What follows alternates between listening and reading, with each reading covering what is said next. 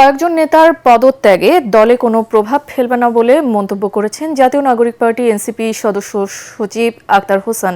ঢাকা জজ কোর্ট থেকে দুটি মামলায় জামিন নেয়ার পর সাংবাদিকদের প্রশ্নের জবাবে কথা জানান তিনি। জামায়াতের সঙ্গে জোট প্রসঙ্গে কয়েকজন নেতার আপত্তি প্রসঙ্গে আক্তার বলেন, এটি দলের অভ্যন্তরীণ গণতন্ত্র চর্চার বহিঃপ্রকাশ। এ বিষয়ে শৃঙ্খলা ভঙ্গের আশঙ্কা নেই। তো অনেকে পদত্যাগও করেছেন, কিন্তু এটা একটা রাজনৈতিক দলের বিকাশের ক্ষেত্রেই পদত্যাগ বা যোগদান করা এটা খুবই স্বাভাবিক একটা ঘটনা প্রবাহ।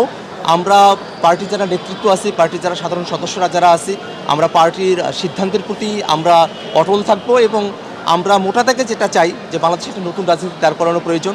আমরা যারা এই বাংলাদেশে নতুন রাজনীতিকে আমরা দাঁড় করানোর চেষ্টার মধ্যে দিয়ে সংগ্রামে অবতীর্ণ হয়েছি, আমরা সকলে ঐক্যবদ্ধ থেকে আমাদের চেষ্টাকে সফল করবো ইনশাআল্লাহ।